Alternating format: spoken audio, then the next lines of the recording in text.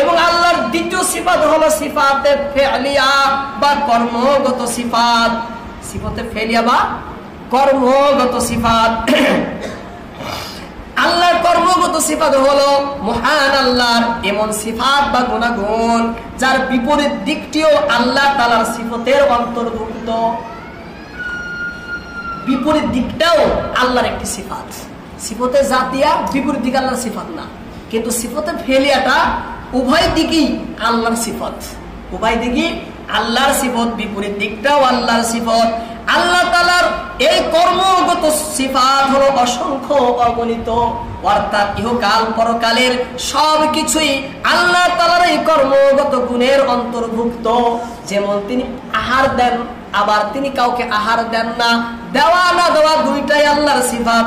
অভাব, কাকে অভাবী করা, কাউকে অভাব থেকে মুক্ত করা, উভয় আল্লাহর সিফাত। কাকে জয় দেওয়া, কাকে পরাজয় বরণ করানো, দুটাই আল্লাহর সিফাত। কাউকে মান দেওয়া, কাউকে অপমান করা, এটাও আল্লাহ তাআলার সিফাত। কার ক্ষয়, অর্থাৎ আল্লাহ তাআলা এই উভয় প্রকারের কর্মগত সিফাত অসংখ্য রয়েছে। উভয় দিকেই আল্লাহ তাআলা পরিপূর্ণভাবে সম্পৃক্ত। উভয় দিকটি আল্লাহর গুণ, আল্লাহর সিফাত, আল্লাহর বৈশিষ্ট্য। আল্লাহর উভয় দিকটি আল্লাহর সিফাত, আল্লাহর গুণ, আল্লাহর বৈশিষ্ট্য। যেমন আল্লাহ তাআলা জীবন দান করেন, তার বিপরীত দিক হলো মরণ দান করা। আল্লাহ তাআলা মরণও দান করেন।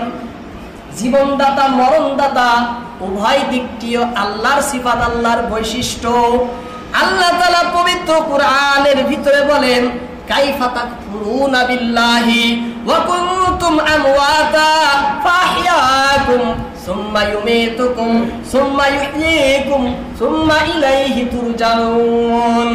আল্লাহ তাআলা বলেন, তোমরা আল্লাহকে কিভাবে অস্বীকার করছো, অথচ তোমরা ছিলে মৃত, অতঃপর তিনি তোমাদেরকে জীবিত করেছেন, তারপর তিনি তোমাদেরকে মৃত্যু দেবেন, অতঃপর আবার জীবিত করবেন, সর্বশেষে তারই নিকটে তোমাদেরকে ফিরিয়ে নেওয়া হবে।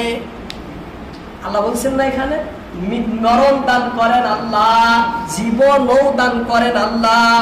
আল্লাহ তাআলার আরেকটি সিফাত হলো সম্মান দান করা, আবার আরেকটি সিফাত হলো অপমান করা। অপমান করার মালিক আল্লাহ, সম্মান দেওয়ার মালিক আল্লাহ। সম্মানের বিপরীত হলো অপমান। সম্মান দান করা, তার বিপরীত দিকটাই অপমান। সম্মানও আল্লাহ দান করেন, অপমানও আল্লাহ করেন। তাহলে উভয় দিকটি আল্লাহর সিফাত। এই সিফাত আল্লাহর কর্মগত সিফাত, সিফাতে ফেলিয়া। আল্লাহ তাআলা পবিত্র কুরআনের ভিতরে বলেন, ওয়া তুইজ্জু মান তাশা ওয়া তুযিল্লু মান তাশা বিয়াদিকাল খায়র ইন্নাকা আলা কুল্লি শাইইন কাদির। আপনি যাকে চান সম্মান দান করেন এবং আপনি যাকে চান অপমানিত করেন। আপনার হাতেই, আপনার অধীনেই যাবতীয় কল্যাণ। নিশ্চয় আপনি সব কিছুর উপর পূর্ণ ক্ষমতাবান, সবকিছুর উপরে পরিপূর্ণ আপনার অধিকার। আল্লাহ যাকে চান ইজ্জত দেন, তার মানকে উন্নত করেন, তার মর্যাদাকে বাড়িয়ে দেন।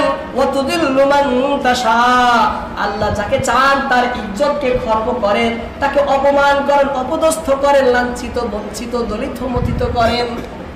এই উভয় দিকটাই আল্লাহর সিফাত, আল্লাহর বৈশিষ্ট্য, আল্লাহর গুণ। এইভাবে জগতের ভিতরে আল্লাহর অসংখ্য কর্মগত সিফাত রয়েছে। আল্লাহ তাআলা সিফাত থেকে মুক্তি না, সিফাত থেকে মুক্তি না।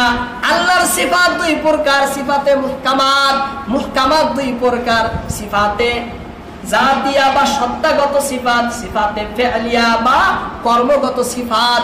এই তিন প্রকার সিফাত আপনাদের সম্মুখে তুলে ধরেছি।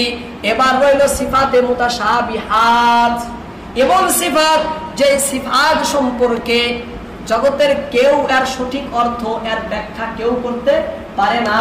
সিফাতে মুতাশাবিহাত বোঝার জন্য কিছু সূত্র, কিছু গ্রামার জানতে হবে আমাদেরকে। সময়ও শেষ, কিছু সূত্র জানতে হবে, কিছু গ্রামার যদি না জানি যে মুতাশাবিহাত কিভাবে হলো, মুতাশাবিহাত হলো কিভাবে। আসলে এই আরবি একটা শব্দ, একটা শব্দকে কেন্দ্র করে ওই শব্দটা আবিধানিক দিকে লক্ষ্য করে তাকে চারটা ভাগ করা হয়েছে। আবার শব্দটা ব্যবহার হবে সেই ব্যবহারের দিকে লক্ষ্য করে আবার 4টা ভাগ করা হয়েছে।